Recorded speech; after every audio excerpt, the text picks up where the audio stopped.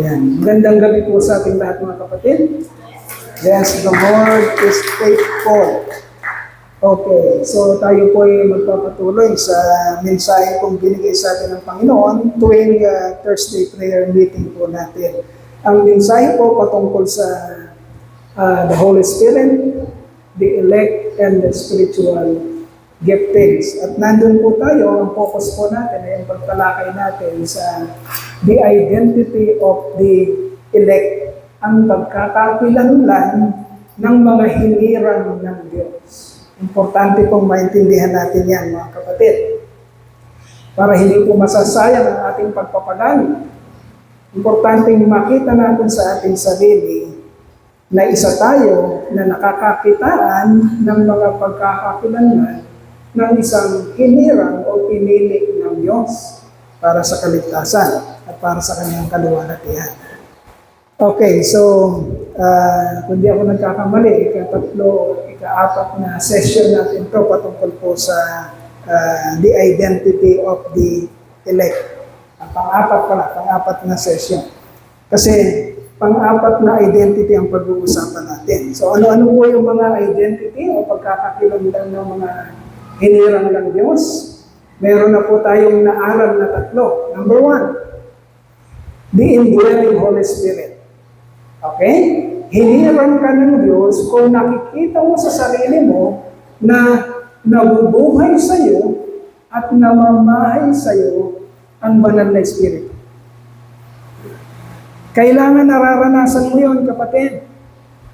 Kailangan nakikita mo sa iyong pagkatao, sa iyong buhay, na nasa iyo ang banal na Espiritu. Napaka-obvious naman, mga kapatid kung ang banal na Espiritu ay namumuhay sa iyo. Obvious yan. Bakit? Iisa lang naman ang pupuntiryahin ng banal na Espiritu na nabubuhay sa iyo. Kung bakit siya ibinigay sa iyo. Iisa lang ang pupuntiryahin yan. Ano yun? Yung turuan ka sa katuwiran at sa kabanalan. Hindi yan papayag. Kaya laging magsasalita yan laging mangungusap. Kaya laging pagka tinettempt ka o gusto mong gumawa ng kasalanan, merong magbubunganga sa mo, sa sarili mo. Okay? Merong magsasabi, wag! Hindi tama yan, wag! Meron kang ganun mga prompting. Yan yung prompting ng Holy Spirit. So, ang confirmation na nasa iyong banal na Espiritu, mga kapatid, nakikita mo yung buhay mo na pupuntiryahin mo talaga ang kabanalan ng katuwiran. Okay? Bakit? Sapagkat, kapatid, kabilang ka sa iglesia at ang iglesia ay pakakasalan ng Panginoon. Okay?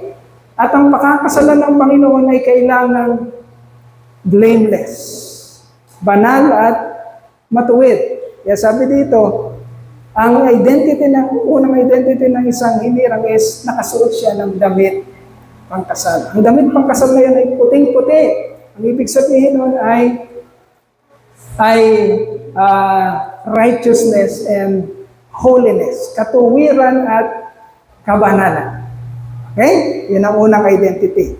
Nakikita mo ba ang buhay mo? Nakikita mo ba ang sarili mo? Na-experience mo ba ang indwelling Holy Spirit? Ibig sabihin, pinupuntirya mo ba ang katuwiran at kabanalan? Doon ka ba papunta sa katuwiran at kabanalan? Pangalawang identity, faithfulness. Okay? Yung una, makakasalan ka kasi ng Panginoon, kaya kailangan matuwid ka, banal. Okay? Pangalawa, faithfulness. Bakit faithfulness? The flight, rapture is the flight of the faithful. Pag-aralan natin yan. Hindi ka babalikan ng Panginoon. Kailangan mo maintindihan to. Hindi ka babalikan ng Panginoon kung hindi ka tapat sa Kanya. Diba sinabi sa Matthew, ang manatiling tapat hanggang ang siyang? Okay. Nakasulat yun, di ba? Hindi natin ini-invento yan. Hindi babalikan ng Panginoon ang mga nagsasabi lang na mananampalataya, pero nasa sabungan. Na sinasabing tinanggap ang Panginoon, pero nasa kalaguyo. Nagsasabing Kristiyano siya pero may bisyo, hindi babalikan ng Panginoon niyo. I'm sorry. Hindi tayo nagdidikta kung tayo ay ligtas. Ang Diyos. Siya ang humirang. Kaya pinag-aaralan natin ano ang pagkakakilanlan ng kanyang pinili, hinirang. Hindi tayo. Our profession of we have accepted Christ as Lord and Savior, yung profession natin na yun ay subsequent. Okay? Pangalawa lang sa kung ano yung ginawa na ng Panginoon matagal na panahon na. Hinirang niya tayo para isang araw ay tanggapin natin siya. Tinanggap natin siya para tayo bilang Panginoon at tagapagligtas para mabago ang ating buhay. Okay? Faithfulness o faithful believer and follower of Christ. Kung yun ka, babalikan ka ng Panginoon. Irarapture ka niya. Kung yun ka. Huwag mo sabihin, babalikan ka ng Panginoon, pero wala ka namang pakialam sa Kanya. Ayaw mo namang maglingkod sa Kanya. Ayaw mo namang umattend ng church. Gusto mo lang kung ano yung mga bagay na makakaluwag sa iyo. Yun lang ang gusto mo. Hindi pinabalikan ng Panginoon yun. Hindi yung sinyales o pagkakakilanlan ng hinirang ng Panginoon. Okay? So, number 2, faithfulness or faithful believer and follower of Christ. Number 3, yung inaral natin last prayer meeting. You are living in full assurance. Okay? Kapag hinirang ka, kapatid, kapag hinirang ka ng Panginoon, hindi makakaila sa iyo ang buong kumpiyansa. Ano yung assurance sa Tagalog? Iyon.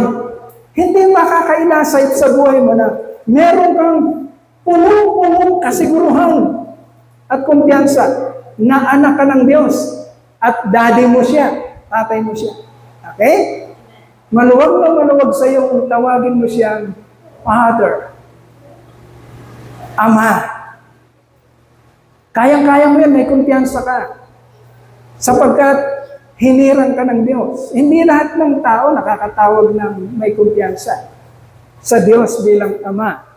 Hindi lahat, mga kapatid. Yun lamang mga elect ng Panginoon. So, number 1, indwelling Holy Spirit. Number 2, faithfulness. Number 3, full assurance and confidence about your relationship to God as your Father and you being a child of God.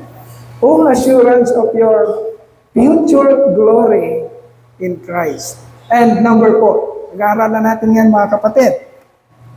Anong pagkakakilanlan ng isang hinirang ng Diyos? Eto tatamahan tayo dito. Pero maganda yun, nagigising tayo. Isa sa maliwanag na pagkakakilanlan ng isang hinirang ng Diyos is responsibility. Okay? Ang isang hinirang ng Diyos, ang Diyos kasi, hindi naman siya maghihirang tapos, bahala ka na, kung anong gawin mo, basta hinirang na kita. No. May plano ang Diyos, kaya ka pinili, kaya ka hinirang. Bibigyan kanya ng burden, bibigyan kanya ng trabaho, bibigyan kanya ng calling, bibigyan kanya ng Holy Spirit, ng spiritual gift, para mangyari kung ano yung pinlano niya noon pa sa buhay mo. Okay? So, ang isang hinirang, ang isang elect, ay merong responsibility. Okay. Matuwa ka, magalak ka kapatid, kung ikaw yung isang nagsasabing mananampalataya o Kristiyano at nakikita mo ang sarili mo through the years, hindi ka nangangawit gawin yung paglilingkod mo sa Panginoon. Amen ba? May mga kapatid tayong ganyan. Di sila nangangawit. Kahit hindi nababanggit ang mga salita, ang mga pangalan. Kahit hindi lulutang ang mga pangalan, pero makikita mo sila na consistently, ginagawa nila ang kanilang responsibility. Okay? Ang root word ng responsibility, ano? Root word. Yung responsible, isang word na naman yan. Response. Okay? Response. Responsibility. Pag sinabi mong response, ano ibig sabihin, no? Ng response. Reply. Response. Ano ibig sabihin, no? Tugon. Di ba? Ang ibig sabihin ng response ay tugon. Or yung may ginawa sa'yo, tumugon ka. May una kang tinanggap, nag-reply ka. Nakaano ka ng message, nakakuha ka ng message, nag-react ka o nag-reply ka dun sa dumating sa'yo. Okay? So, ang responsibility, mga kapatid, ay ating tugon. Saan? Sa kung ano yung dumating sa atin, sa kung ano yung tinanggap natin na nanggaling sa labas. Tumutugon lang tayo sa naunang nangyari sa atin. Nakakaintindihan? Ano yung unang nangyari sa atin? Binigay sa atin ang alin? Ang grasya ng Diyos. Okay? At dahil naging maliwanag sa atin ang grasya ng Diyos at ang lawak at kainaman ng grasya ng Diyos, kapatid, ang ating puso at ang ating isipan ay rumisponde sa gratitude, sa pagpapasalamat, sa laki ng ating tinanggap, tayo naman ay rumisponde, nag-response. Kaya, responsibility. Hindi tayo gumagawa sa Lord ng bulag o parang napipilitan lang dahil siya'y Diyos. At pinilit niya tayong sabihin na, basta akong Diyos mo at ikaw ay nilalang ko. Kaya sumunod ka sa akin no matter what. Walang ganoon. Hindi siya cruel na Diyos. Hindi siya tyrant na Diyos. Nagpakilala siya sa atin. At tinuruan niya tayo ng isang klase ng sakripisyo at pagmamahal na pinaunawa niya sa atin sa pamamagitan ni Jesucristo. At dahil naunawaan natin yung kadakilaan, mga kapatid, tayo ay nagkakaroon ng responsibility. Okay, nagkakaintindihan? Ang pagkakakilanlan, isang pagkakakilanlan ng isang hinirang ng Diyos, mga kapatid, ay meron siyang responsibility sapagkat naintindihan niya ang kanyang tinanggap mula sa Panginoon. Nag-respond siya sa kung ano yung meron na tinanggap niya sa Panginoon. Okay, ano sabi dyan? Midel?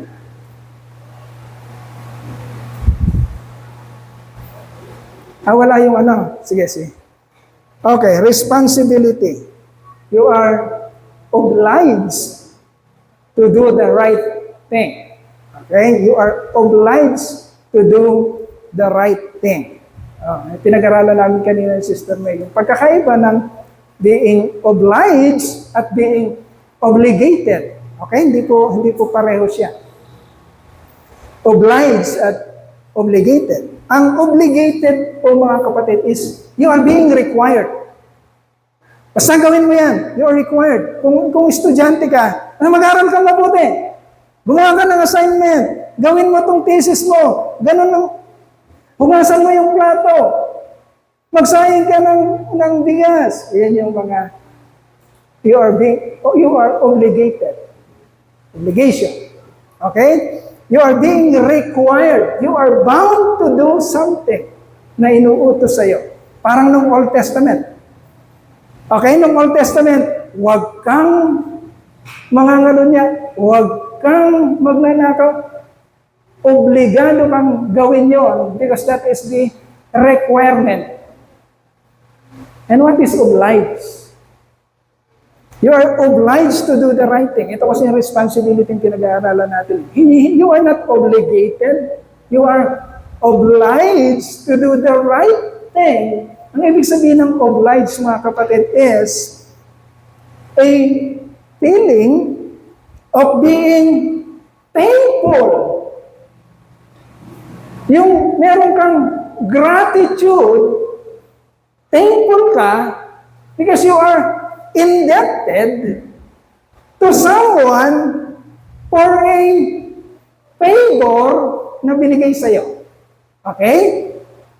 Tinutulak ng action mo, kapatid, parang tinutulak kang gumawa ng mabuti sapagkat meron kang favor muna na natanggap mula sa Kanya. Hindi lang ito basta utos na sinusunod mo kahit hindi mo naman gustong sundin.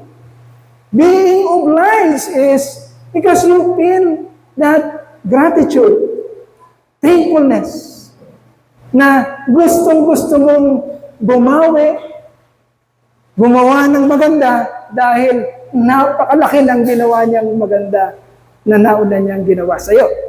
Okay? Because nauna mong nakuha yung favor. That's why you are responsible and being obliged to do the right thing. Nagkakaintindihan? Sana nagkakaintindihan tayo, mga kapatid.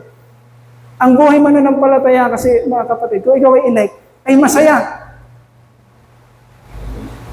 Hindi tayo nandito para mga robot na, sabi ko ang init-init eh. Dapat nandun ako sa aircon eh. Ang init-init. Dapat nandun lang ako nanonood ng TV sa aircon. Ang init-init sa labas. Hindi tayo yung obligado kasi eh. Pupunta tayong church. Kahit mainit, hindi gano'n ang nararamdaman natin. Amen? We are obliged. Ang ibig sabihin ng obliged. Ano? Ang tagal naman. Pupunta tayo sa church. Masaya din eh. Masarap doon. Kasi marinig ko na naman yung mga gandang katotohanan. Gustong ibigay ng Panginoon sa akin.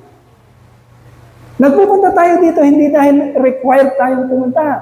Nagpupunta tayo dito dahil gusto nating pumunta.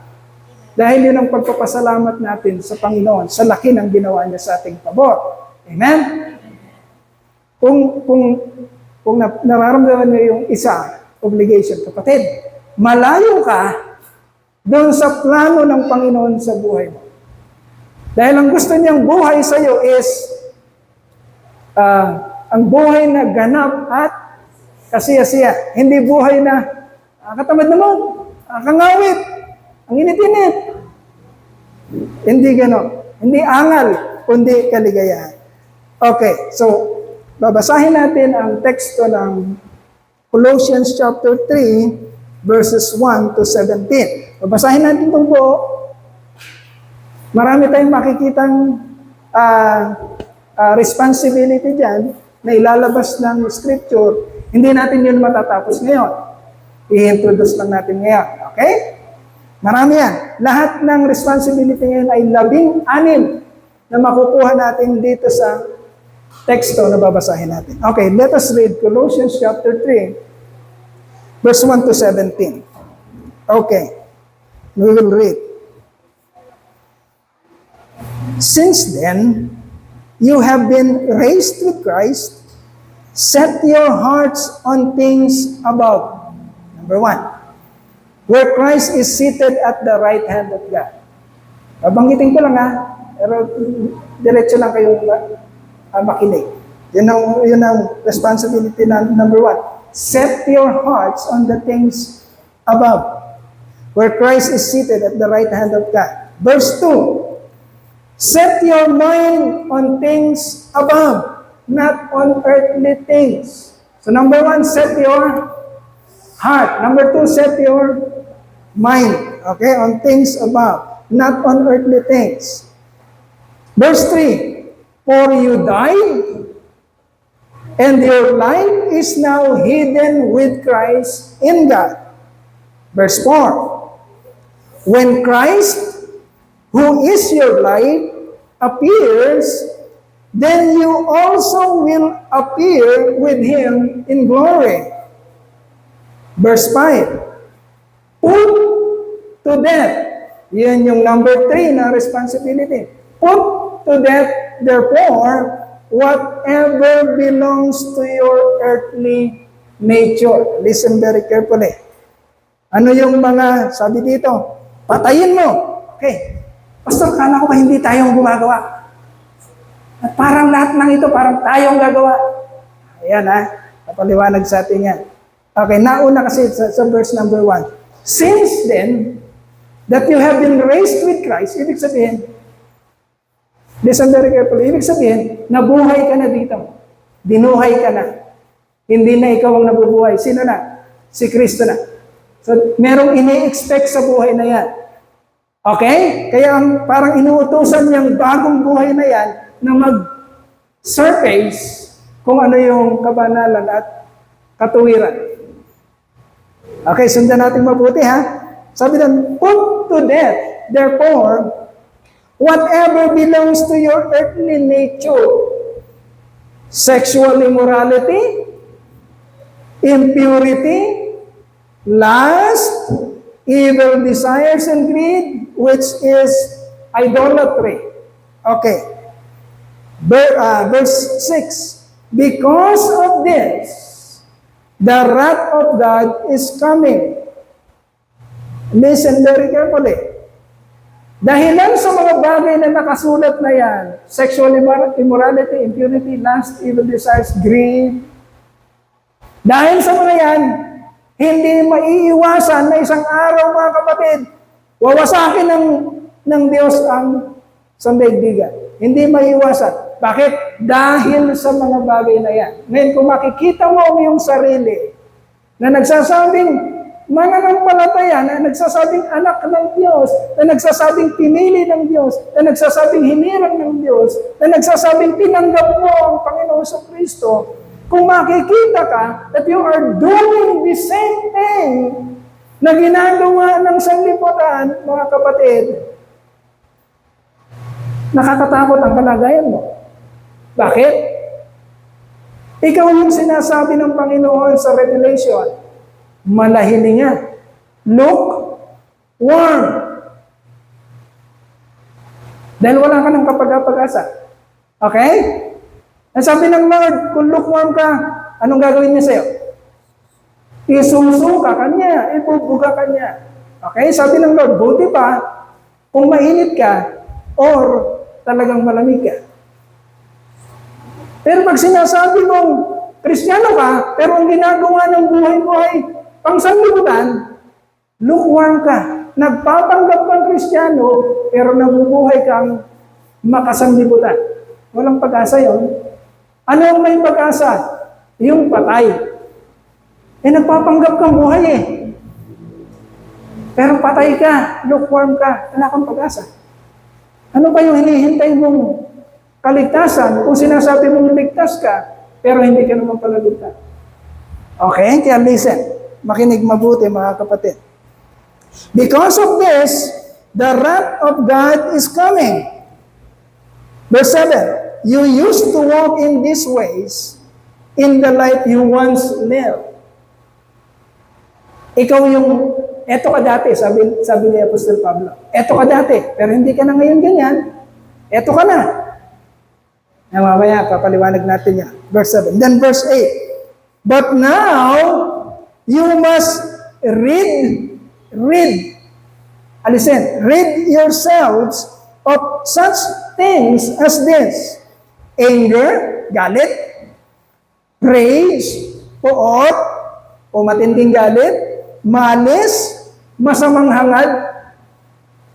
Okay, masamang hangad, malis, slander, paninirang puri. Yung mga binabanggit natin, kapatid, sana hindi nagsasurface sa atin. Sana hindi nakikita sa atin yan.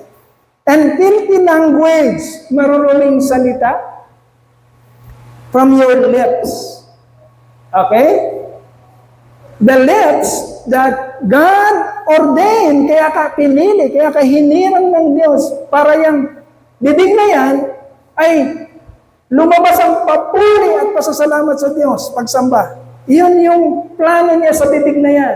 Hindi pwedeng the same lips, the same mouth, ay lalabas ang kunwari pag linggo at Thursday ay papuri sa Diyos, pero pag sa lahat na ng pagkakataon, pag wala na sa church, puro ito malis, slander, paninirang puri, pagmamarites at ano pa, hindi pwedeng mangyari ang lahat ng yon, mga kapatid, sapagkat ikaw ay patay na sa dati mong pagkatao. Okay? And then, 9, do not lie to each other. Since you have taken up your old self with its practices. Huwag ka magsisinungaling sa iyong mga kapatid, lalo na.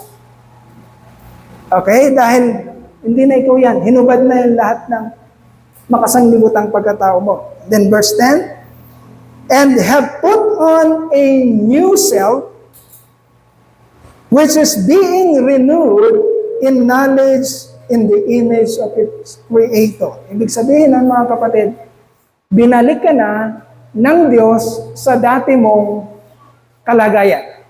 Okay? Anong ibig sabihin nun? Listen very carefully. Anong original na pagkagawa ng tao? Sakdal. Walang kasalanan. In the image of God. Ganon si Adan at si Eva dati. Okay? Anong plano ng Diyos? What is the mission? Yung napahiwalay at napasamang tao ay ibabalik niya sa original nitong kalagayan. Ano yun? Sakdal. Righteous. Okay? Sa pamamagitan ni Hesus Kristo. Yan ang sinasabi dito. Have put on the new self. Yung bagong pagkatao na kawangis nung dati, yung original. Okay?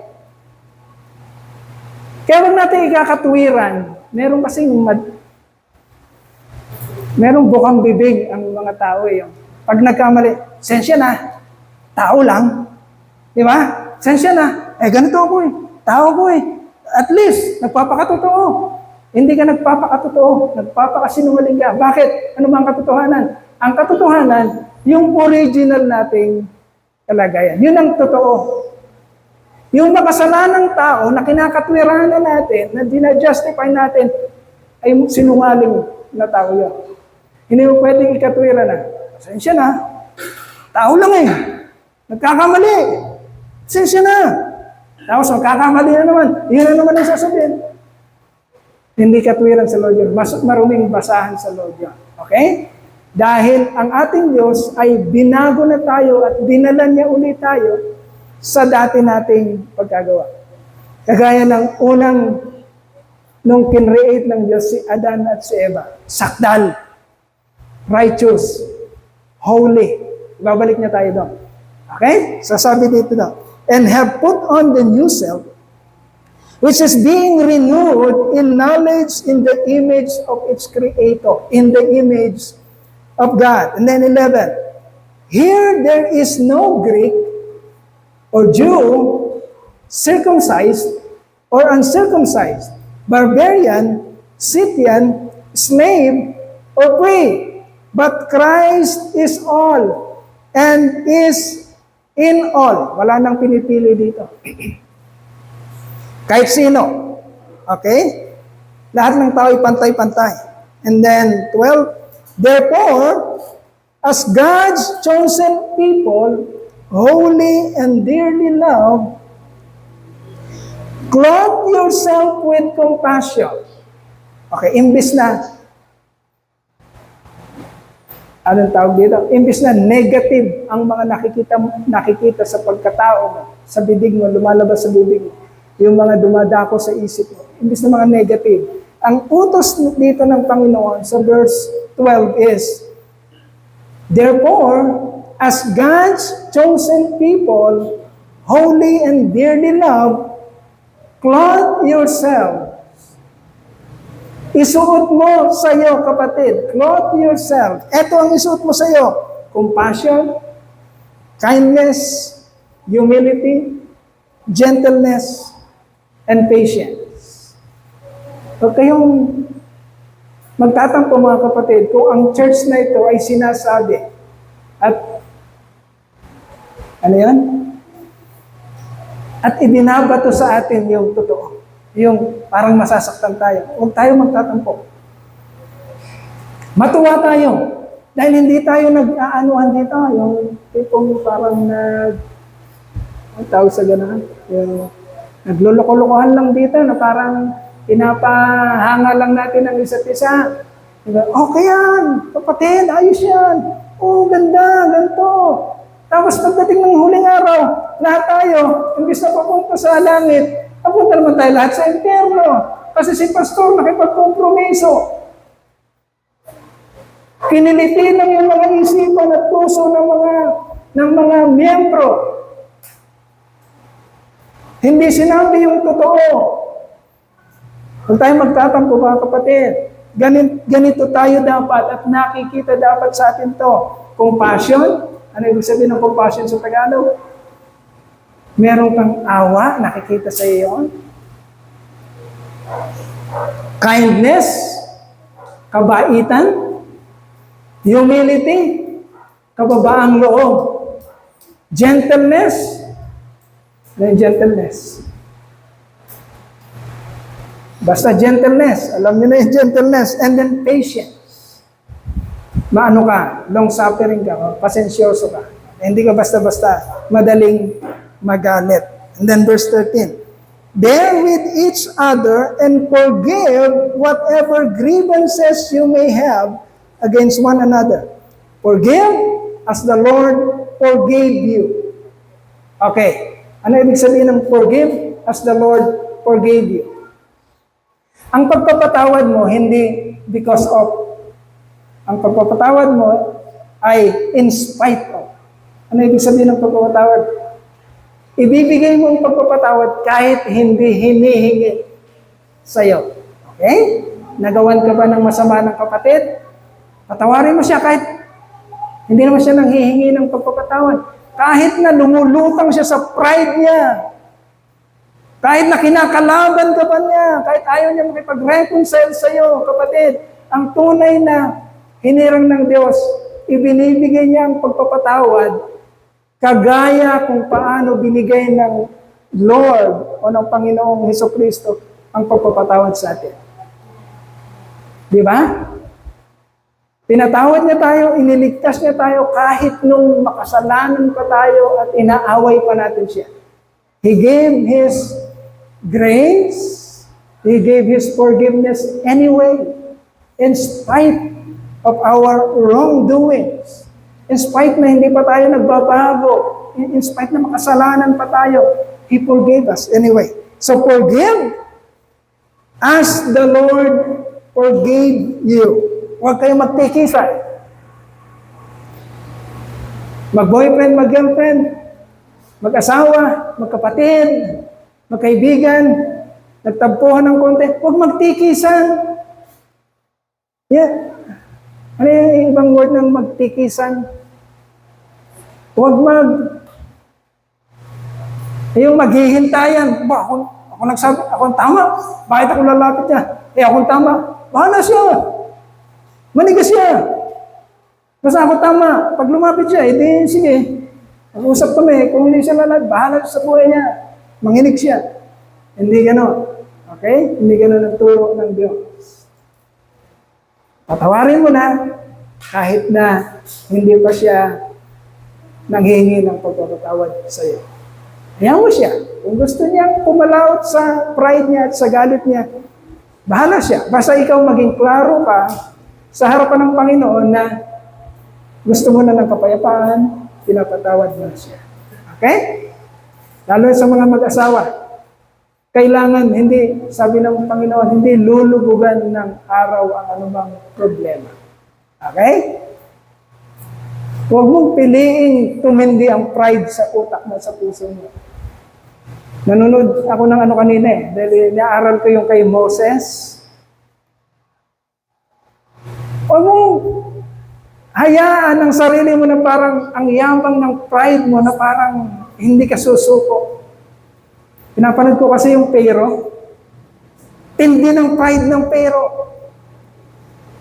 Talagang pinangawitan niya yung pride niya. Hindi siya talaga sumuko hanggang sa namatay na yung nag-iisa niyang panganay na anak na lalaki. Saka pa lang siya. biglang, pero hindi pa rin. Pinakawalan, pero inano pa rin niya.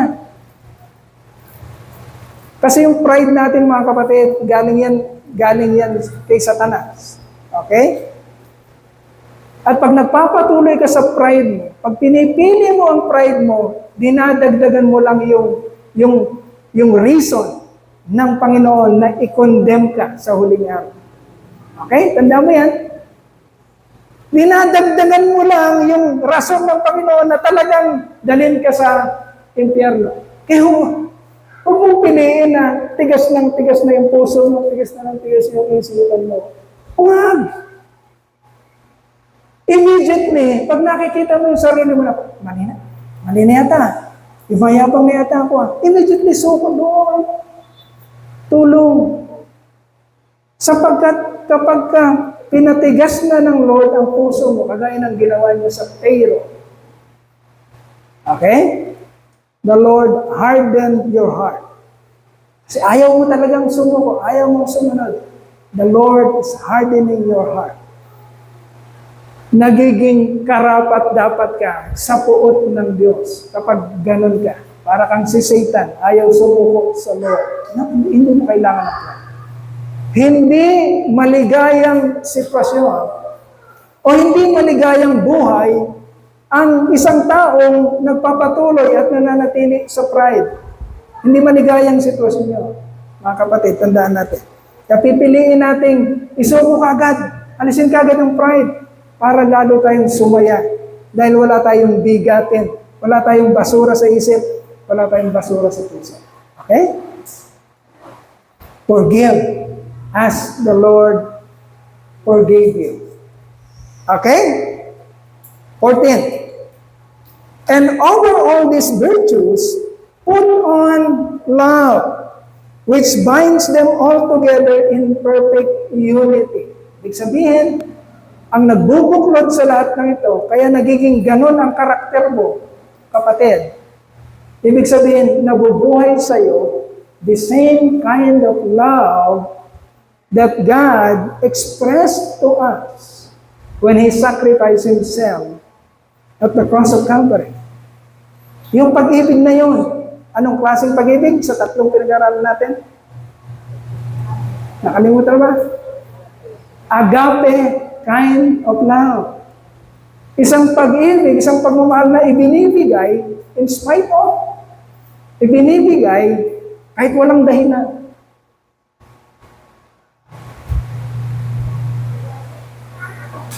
Okay?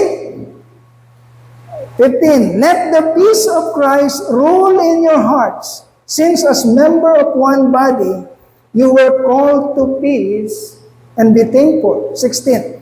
Let the word of Christ dwell in you richly, as you teach and admonish one another with all wisdom.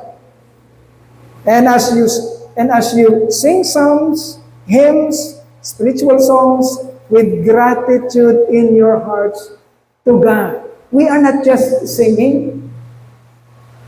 Hindi tayo pumupunta dito para ang ganda ng kanta, ang galing ng music, ang ganda ng tugtog. We're not just singing. We are doing that because our gratitude, our thankfulness for the favor that we have received from God, that we understand, mga kapatid, ay nag-i-spring out, lumalabas sa atin yung thankfulness na yon, at ang nagiging resulta ng thankfulness na yon, napapakanta ang ating kaluluwa. Give thanks with a grateful heart. Give thanks. We are not just singing. Bunga yun ng ating gratitude, thankfulness, sa pabor, sa laki ng pabor na dumating sa atin. And we are responding to that with thanksgiving through hymns, psalms, songs of praise, worships, praises. Okay? Kaya gumagawa tayo lang, umaawit tayo sa Panginoon. And then, 16, let the word of Christ dwell in you richly, as you teach, sabi doon. You cannot give what you do not have. Kaya sabi ni Apostol Pablo, huwag hangarin ng marami na maging tagapagturo. Nakasulat ba yan? Huwag hangarin ng marami na maging tagapagturo. Bakit daw? Sapagkat ang mga tagapagturo ay hahatulan ng 2 beses, doble. Bakit? Kailangan tama, alam niya kung anong tinuturo niya, at yung tinuturo niya ay kailangan nakikita din sa kanyang pagkatao. Ginagawa niya kung anong tinuturo niya. Kaya huhusgahan siya ng doble. Okay? Sabi dito, let the word of Christ dwell in you richly. Without the word of God, without meditating the word of God, without studying the word of God, without having time with the word of God, mga kapatid, wala kang pwedeng ituro. Kung mga rin magtuturo ka, pero ayaw, tamad na tamad ka namang kalkalin ang salita ng Diyos, anong ituturo mo? May mga ganong pastor.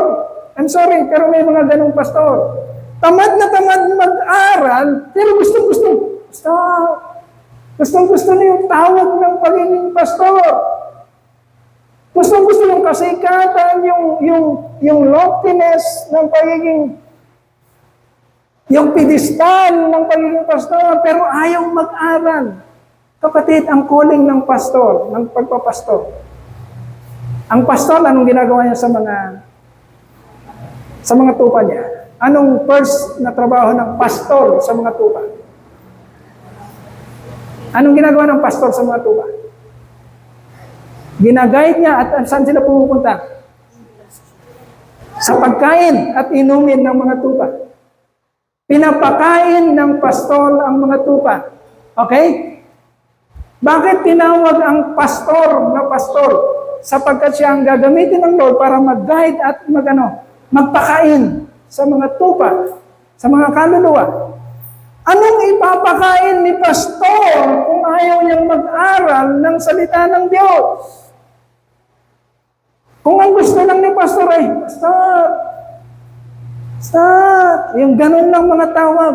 Kung yun lang ang gusto ni pastor. Kaya pinag-aaralan natin mga kapatid. The Holy Spirit, the elect, and the spiritual giftings. Kung ang pastor ay hindi naman elect, saan niya dadalhin ang kanyang gawain? Maraming pastor na hindi elect. Dahil pinag-aaralan natin yung identity ng mga elect. Okay? Kung ang tumatayong pastor ay hindi naman hinirang ng Diyos, hindi elect, saan niya dadalhin ang gawain?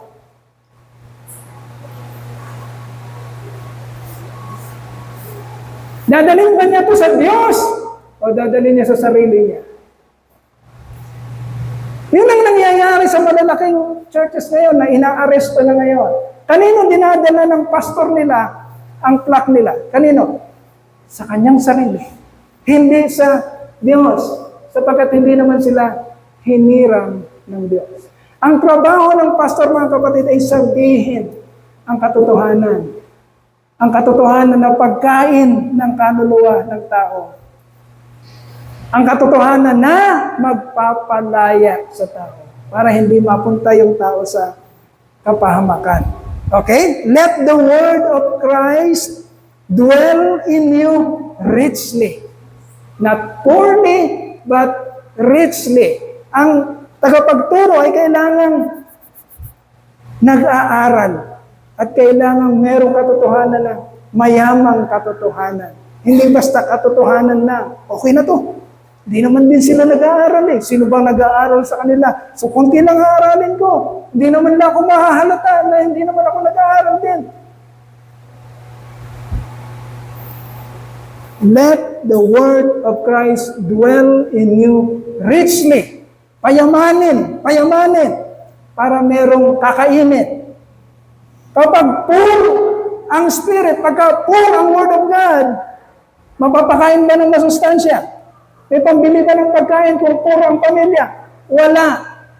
Magiging malnourished. Magkakagulo-gulo kasi hindi kumakain. Okay? Let the word of Christ dwell in you richly as you teach. and admonish one another with all wisdom. And as you sing psalms, hymns, and spiritual songs with gratitude in your hearts to God. And lastly, verse 17. Inano pa lang natin, hindi natin inisa-isa pa. In-introduce lang natin lahat yan. Magtatapos muna tayo dito as introduction. Verse 17. And whatever you do, whether word or deed, do it all in the name of the Lord Jesus Christ. Huwag mong palutangin ang sarili mo. Huwag mong pasikatin ang sarili mo. Huwag! Gawin mo yon lahat ng iyon sa kapurihan ng Panginoon. Yan ang kultura na ini-inject ng Panginoon sa church natin. Okay? Walang sikat. Ang sikat ay ang Panginoon. Because from Him, and through Him, and to Him are all things. Kaya sa Kanyang papuri at ang pasasalamat. Okay? Whatever you do, whether word or deed, do it all in the name of the Lord Jesus, giving thanks to God, to the Father, through Him. Okay? Iyon ay introduction. Pag-aaral natin isa-isa yung 16 na responsibility ng hinirang ng Diyos sa mga susunod nating pag-aaral. Magpasalamat po tayo sa Panginoon. Hallelujah, hallelujah. Hallelujah. Kauma namin dakila. Maraming salamat po, Panginoon, sa inyo pong katyagaan sa amin.